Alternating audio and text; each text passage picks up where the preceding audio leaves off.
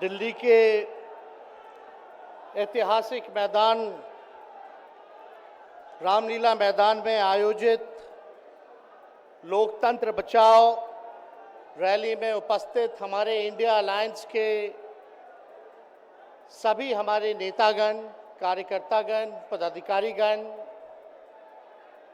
दिल्ली, पंजाब, बिहार से आए हुए सभी हमारे अभिभावक, बुजुर्ग, माताएं, बहनें और नौजवान युवा साथी, आप सबका इस रैली में हम स्वागत करते हैं। आप सब लोगों का अभिनंदन करते हैं। ये दिल्ली की भीड़ बता रही है कि मोदी जी जिस तरह से आंधी की तरह आए थे उसी तरह तूफान की तरह चले जाएंगे। पहला रैली हम लोगों ने पटना में किया, दूसरा बॉम्बे में किया और तीसरा आज जो है दिल्ली में हो रहा है। और मैं बता दूं, देश के कोने कोने में जहां भी हम लोग जा रहे हैं वहां जनता का साथ, आशीर्वाद मिल रहा है। आज हम सब लोग एकजुट हुए हैं देश के लोकतंत्र, देश के संविधान, देश के भाईचारा को बचाने के लिए। जिस हिसाब से देश में बांटने का काम किया जा रहा है, भाई को भाई से लड़ाया जा रहा है, नफरत की राजनीति की जा रही है, उसलिए हम सब नेता आपकी लड़ाई के लिए हम सब लोग आए हैं और आपकी लड़ाई लड़ रहे हैं। और हम लोग सब लोग चाहते हैं कि इस लड़ाई में आपका साथ मिले, आपका आशीर्वाद मिले और आपका प्यार मिले। जो लोग नारा लगाते हैं अब की बार 400 पार, उनका मुंह है कुछ भी बोलेंगे, लेकिन एक बात तय है, जनता ही मालिक है, आप मालिक हैं और आपको तय करना है कि देश के शासन में कौन बैठने का काम करेगा। आज यहां दिल्ली की जनता से पूछना चाहते हैं, वो लोग नारा लगा रहे हैं, टारगेट फिक्स कर रहे हैं अब की बार 400 पार। ऐसा लग रहा है कि पहले से ही ईवीएम सेटिंग हो चुका है।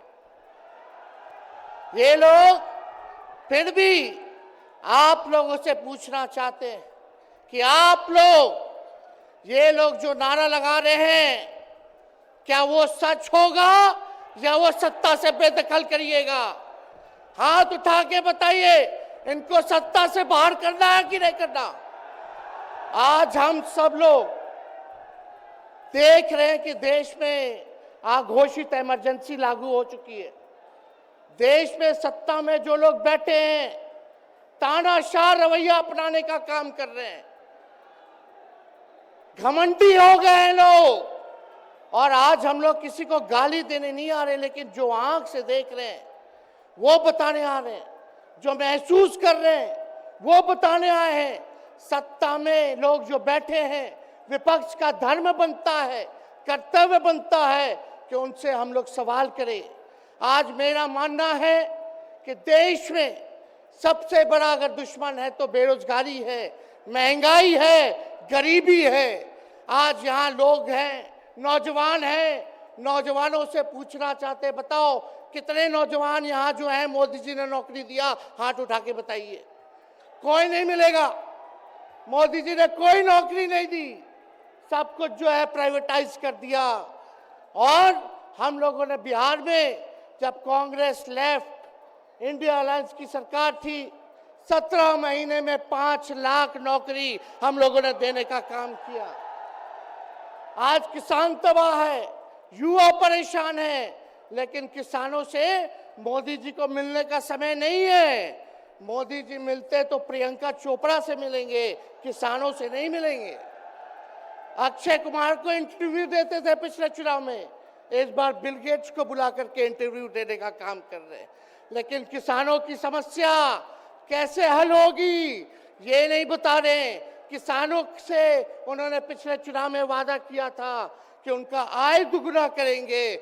आज किसानों पर मोदी जी ने तलवार चलाने का काम किया है, जो हमारे अन्नदाता हैं।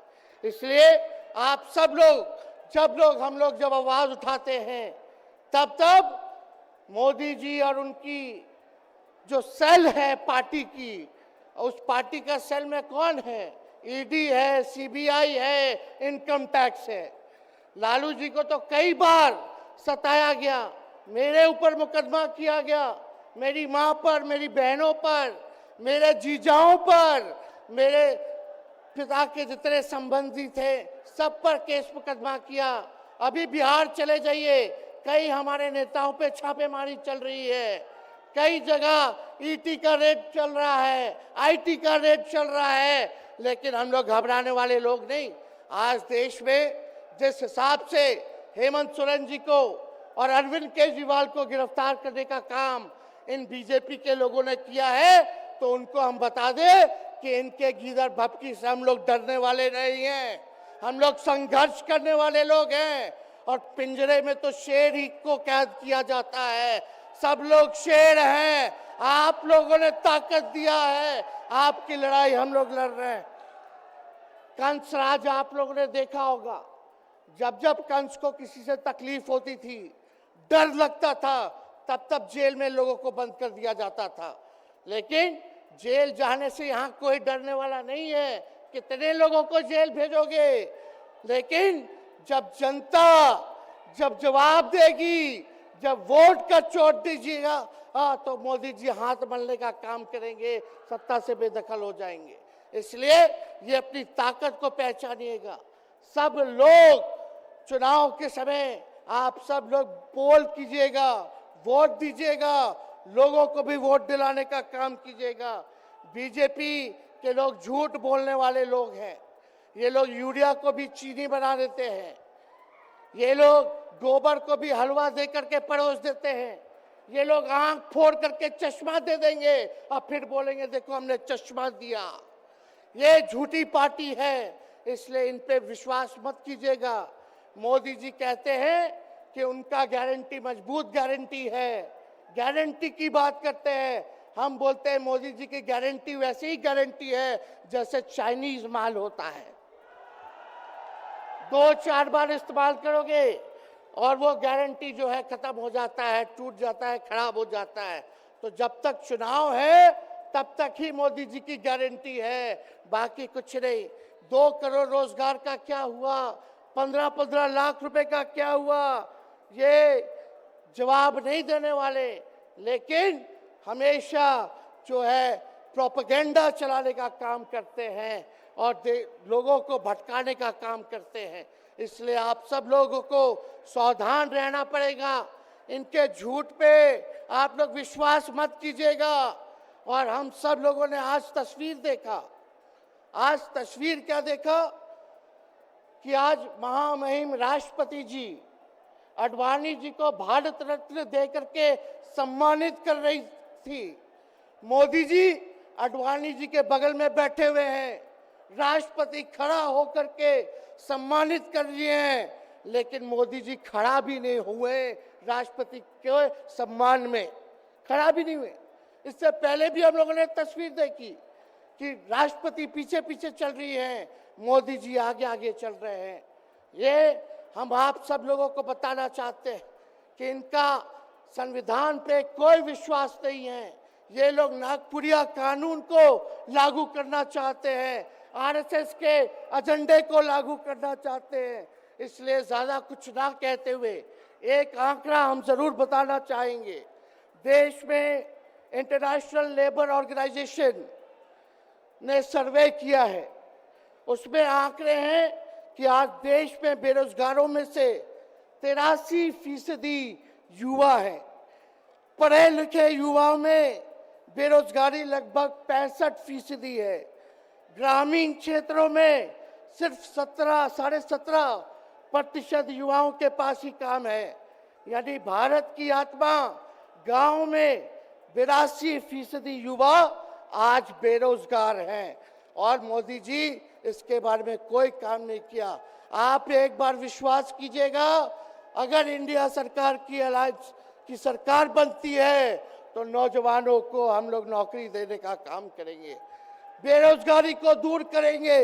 और जाते जाते बहुत सारे नेताओं को बोलना है, लेकिन एक अंत हम करेंगे एक गाने के साथ। और आप लोगों ने गोविंदा का फिल्म का एक गाना सुना होगा कि तुम तो धोखेबाज हो, वादा करके भूल जाते हो। रोज रोज मोदी जी तुम ऐसा करोगे, रोज रोज मोदी जी तुम ऐसा करोगे, जनता जो रूठ गई तो हाथ मलोगे। अरे तुम तो धोखेबाज हो, वादा करके भाग जाते हो।